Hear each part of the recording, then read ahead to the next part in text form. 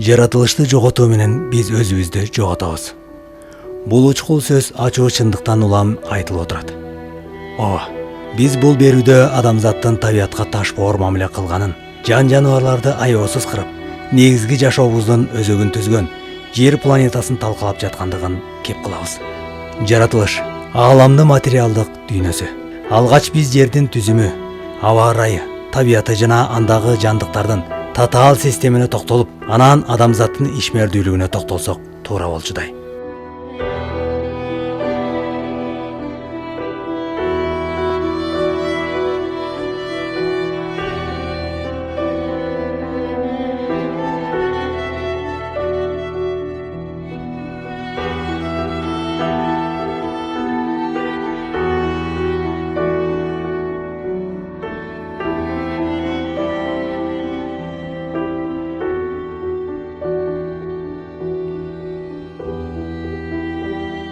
Жер азыркы убакыттагы жашоо бар жалгыз планета жана анын табият өзгөчөлүктөрү көп илимдердин изилдөө темасы.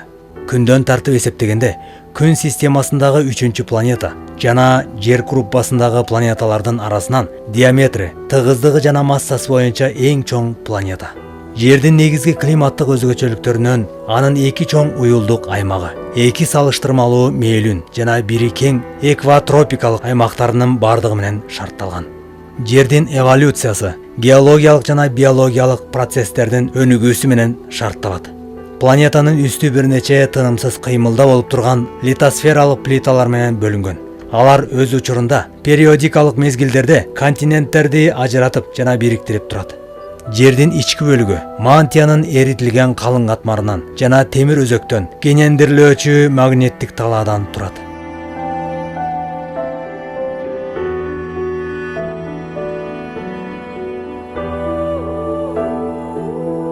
Геология жер кыртышы жана жердин андан терең жаткан катмарлары жөнүндөгү илимдердин комплекси. Ууз мааниде жер кыртышынын курамы, түзүлүшү, кыймылы, өнүгүү өөрчү тарыхы жана андагы кен байлыктардын пайда болушу, жайгашышы жөнүндөгү илим.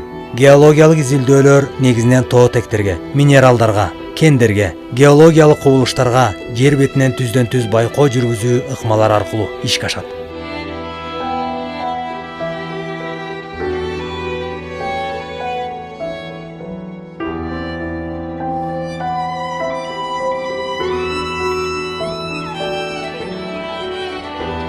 Илимпоздордун ою боюнча, Жер 4,54 миллиард жыл мурда чаңдуу газ булутунан күн жана башка планеталар менен бирге жаралган.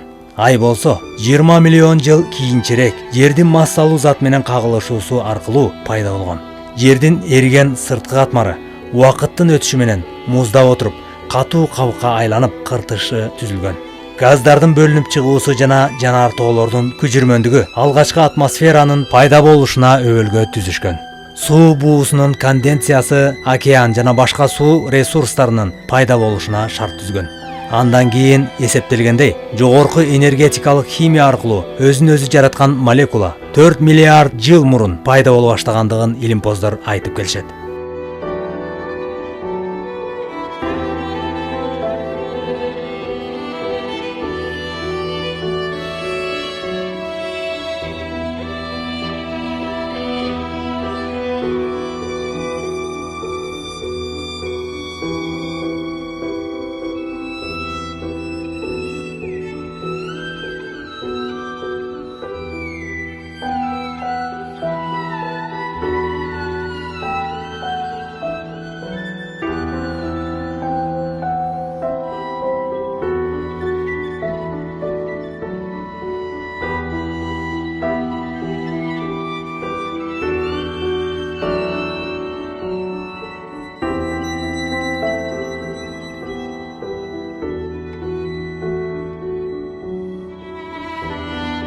Жерде эң биринчи пайда болгон жандыктар бул микроорганизмдер болгон жана болжол менен миллиард жыл мурун көп клеткалуу микроорганизмдер пайда болгонго чейин Жердеги жалгыз жашоо калыбын түзүп турушкан. Микроорганизмдер бул бир клеткалуу микроскопиялык көлөмдөгү бактериялар, козгарын, архей жана протистерди камтыган организмдер түзгөн.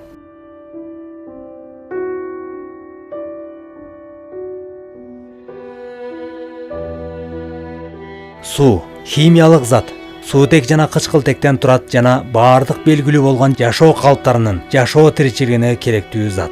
Жөнөкөй түшүнүктө суу терминин суюк абалда же катуу абалга байланыштырылат. Бирок ал зат катуу, муз абалда да болот жана газ сыяктуу суу буусу. Суу жер шарынын 71%-ын ээлейт жана көбүнесе океандарда жана башка көлөмдүү суу көлмөлөрүндө жайгашкан.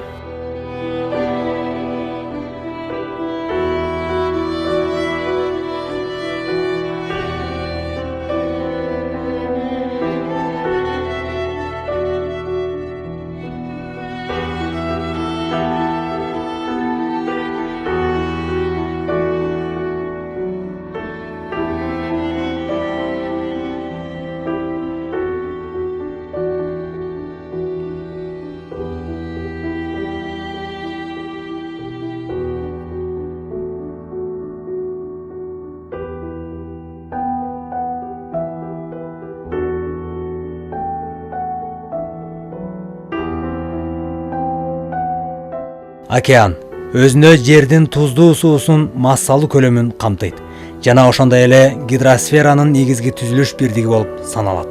Жердин суу мейкиндиги бир нече өзүнчө океандарга бөлүнгөнүнө карабай, алар баардыгы биригип бир глобалдуу, бири-бири менен байланган туздуу суунун массасын түзөт жана көбүнесе учурларда дүйнөлүк океан же глобалдуу океан деп айтылып жүрөт. Болжол менен жер үстүнүн 71%-ын дүйнөлүк океан менен камтылган.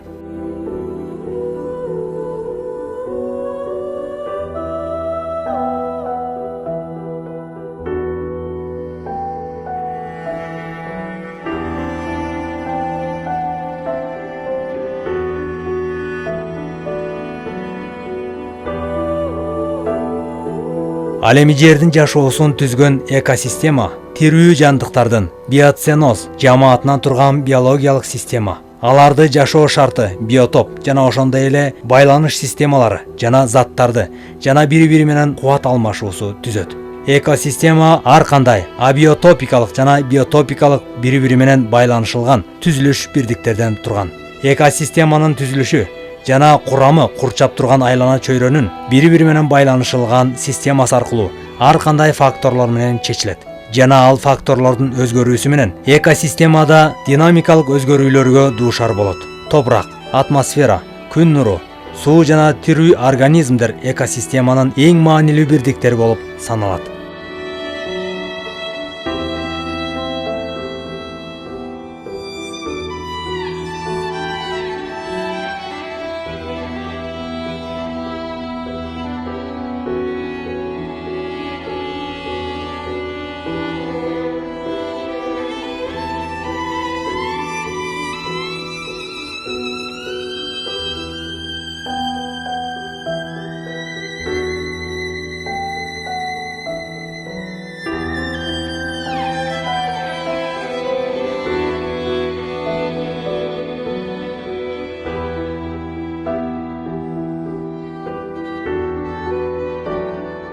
Күнүмдүк жашоо менен алып урушуп жатып, биз жердин аба ырайынын глобалдык өзгөрүүсүнө деле анча маани бербей калдык.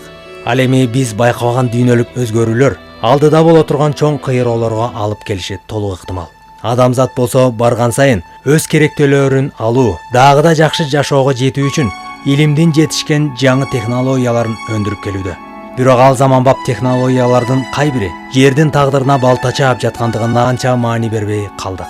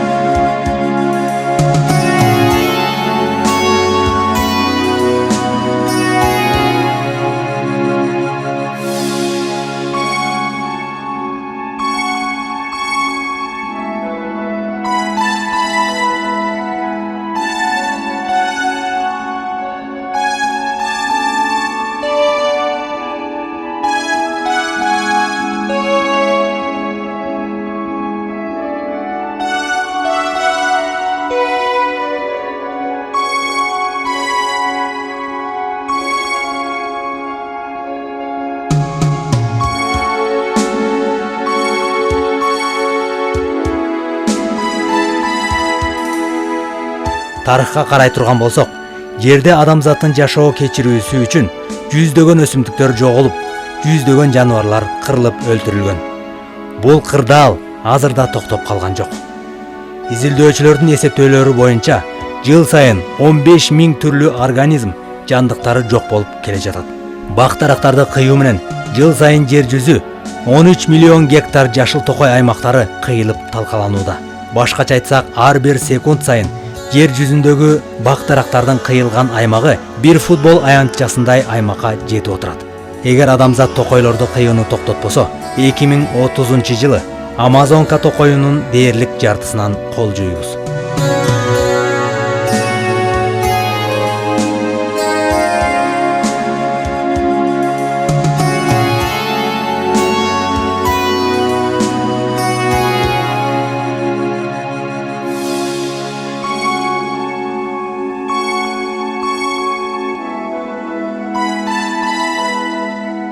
Табият гана эмес, жан жаныбарларды да кырып жоготууда.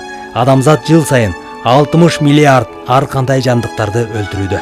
Ал эми аба ырайы, кайра иштетүүчү завод, фабрикалардан чыккан уу түтүндөрдөн булганып, таза суулар таштандылардан чыккан заттарга аралашып, көлдөргө, деңиздерге куюлуп жатат.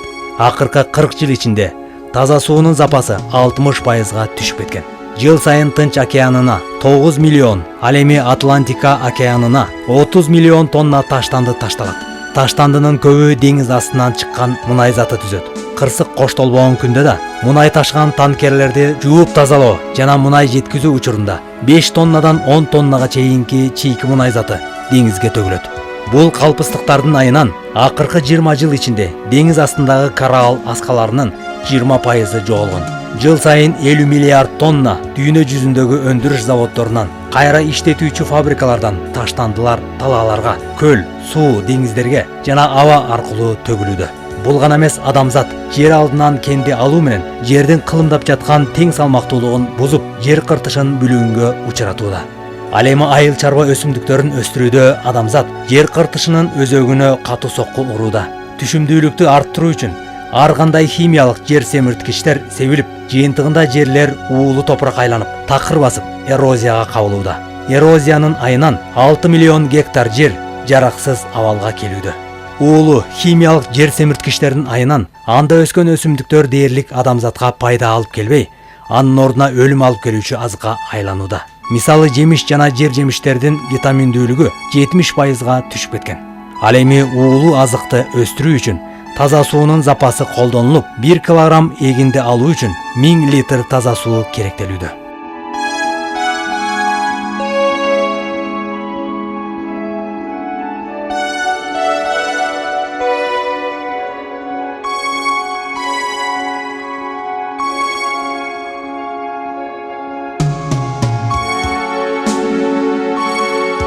Гриппенс бирикмесинин изилдөөлөрүнө таяна турган болсок, озон тешигинин кеңейүүсүнө эң башкы күнөөкөрлөрдүн сап башында АКШ, Кытай, Япония жана Улуу Британия турары айтылат.